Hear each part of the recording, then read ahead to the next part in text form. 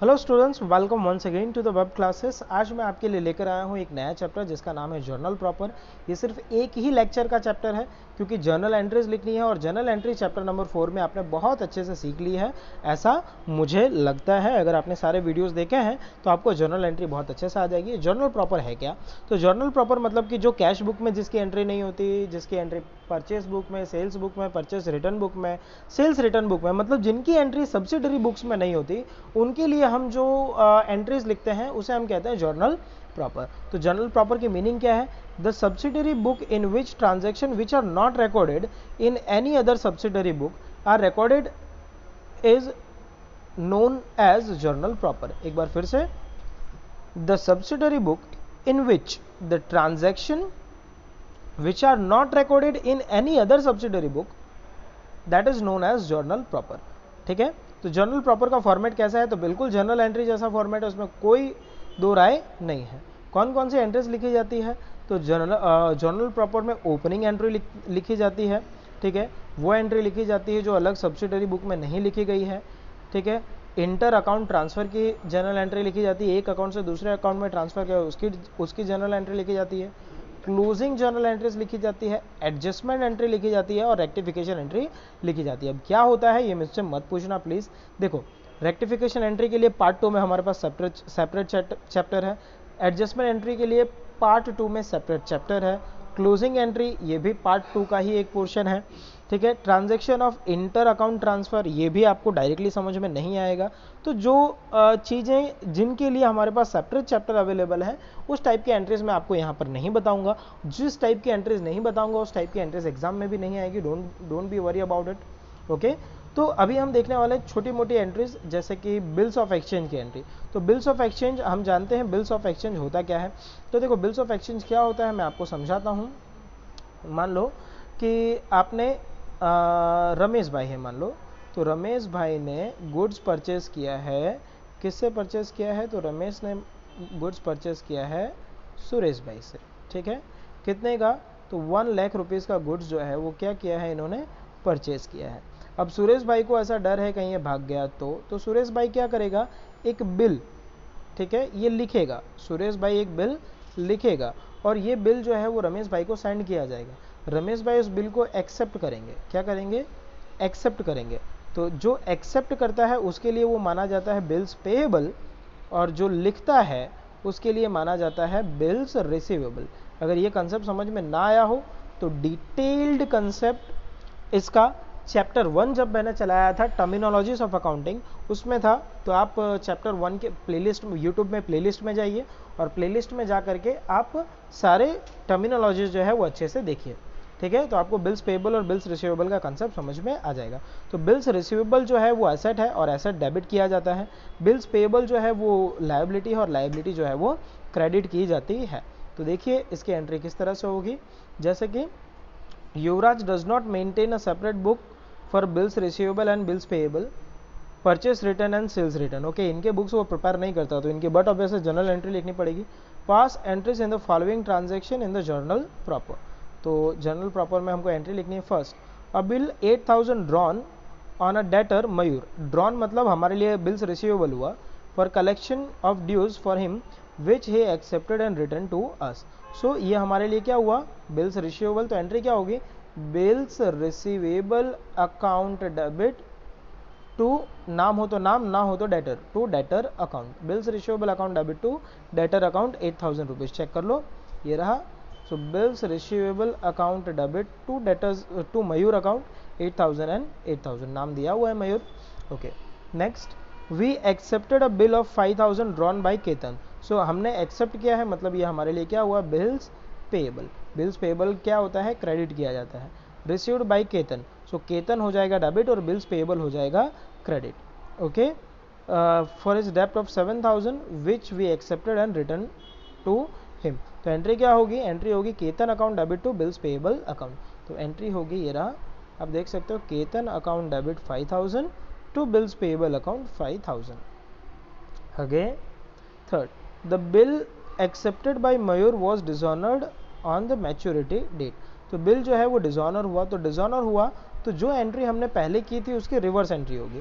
मतलब पहले हमने क्या एंट्री की थी, हमने एंट्री की थी bills receivable account debit to Mayur account. अब एंट्री रिवर्स हो जाएगी, Mayur account debit to bills receivable account. ठीक है, तो ये रहा Mayur account debit to bills receivable account 8000 and 8000।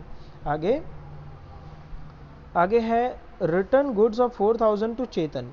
चेतन को हमने गुड्स रिटर्न किया, सो चेतन रिसीवर हुआ, तो Chetan account debit to purchase return account. ठीक है, Chetan account debit to purchase return account, तो ये एंट्री होगी Chetan account debit to purchase return account 4000 and 4000। आगे है Pranav return goods of 2000 which we had sold 2 month credit. So return किया है उसने, रिटर्न किया तो उसको क्या बोलेंगे, सेल्स रिटर्न। तो होगा sales return account debit to Pranav account, तो एंट्री होगी इसकी sales return account debit to Pranav account. Hopefully आपको एंट्री समझ में आ गई है। तो ये सिंपल से जनरल एंट्री है, कोई बड़ा रॉकेट साइंस नहीं है। आगे अब इसमें कौन कौन से स्पेशल ट्रांजैक्शन रिकॉर्ड किए जाते हैं, तो स्पेशल ट्रांजैक्शन रिकॉर्ड किए जाते हैं जैसे कि गुड्स गिवन टू चैरिटी। तो चैरिटी की एंट्री ऑलरेडी हम 4th चैप्टर में सीख चुके हैं, क्या होगी, charity account debit to purchase account. Goods given as sample, तो क्या होगी इसकी एंट्री, advertisement account debit to purchase account. Goods taken for personal use, तो क्या होगी entry, drawings account debit to purchase account. Dishonour of bill, dishonour of bill की entry हमने अभी बताया क्या होगी, तो एंट्री होगी debtor account debit to bills receivable account. Debtor मतलब जो नाम दिया हुआ, बैड डेप्ट, तो बैड डेप्ट मतलब कि पैसा डूब गया, तो एंट्री होगी बैड डेप्ट अकाउंट डेबिट टू जो भी नाम है वो नाम। एंडोर्समेंट ऑफ बिल रिसीवेबल, तो endorsement of bills receivable entry क्या होगी, तो जिसका दिया है उसका debit to bills receivable account. Loss of goods due to fire और एक्सीडेंट, तो ये सारी एंट्री हम कर चुके हैं, लॉस अकाउंट डेबिट या फिर loss account debit to purchase account. और डेप्रिसिएशन, तो depreciation account debit to asset account. इस तरह से एंट्री होगी। डेप्रिसिएशन के लिए हमारे पास सेपरेट चैप्टर अवेलेबल है। ठीक है, now illustration 2, record the following in journal proper of Sri Amarnath in 2014, gave goods of 1500 in charity। तो एंट्री क्या होगी, charity account debit to purchase account. देख लीजिए, charity account debit to purchase account 1500 and 1500। Then distributed goods as free sample, तो advertisement account debit to purchase account. So advertisement account debit to purchase account 3000, और ये भूल से यहाँ लिखा हुआ है, ये आएगा इधर 3000। क्लियर। आगे took a goods of 2500 from business for personal use, तो drawings account debit to purchase account, तो एंट्री होगी drawings account debit to purchase account 2500 and 2500। Then an amount of 3500 receivable from Naresh cannot be collected, cannot be collected मतलब हुआ bad डेप्ट, तो bad डेप्ट account debit to Naresh account, तो entry होगी bad डेप्ट अकाउंट डेबिट, कहाँ गया नरेश वाला, ये रहा, बैड डेप्ट account debit to Naresh account. मेरे ख्याल से एंट्री में मिस आउट कर गया हूँ, चेक कर लेते हैं। Yes, a bill of 4000 accepted by Priyanka was dishonoured on maturity date, तो एंट्री क्या होगी, Priyanka account debit to bills receivable account.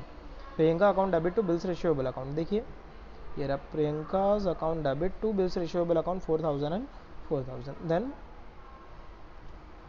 goods of a bill of 2000 endorsed in favor of Pankaj against debt of 2050, तो यहाँ क्या हो जाएगा, Pankaj account debit 2050, bills receivable account debit 2000 और 50 रुपये का discount to discount account 50 rupees. तो इस तरह से एंट्री होगी, चेक कर लीजिए, ये रहा Pankaj account debit 2050 to bills receivable account 2000 to discount received account 50 rupees. आगे है goods of 5000 were destroyed by fire, okay, for which insurance company accepted a claim of 4000, तो 1000 का लॉस हुआ।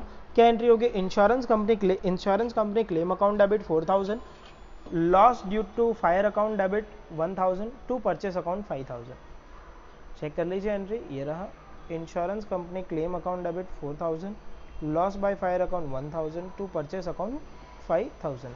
Next is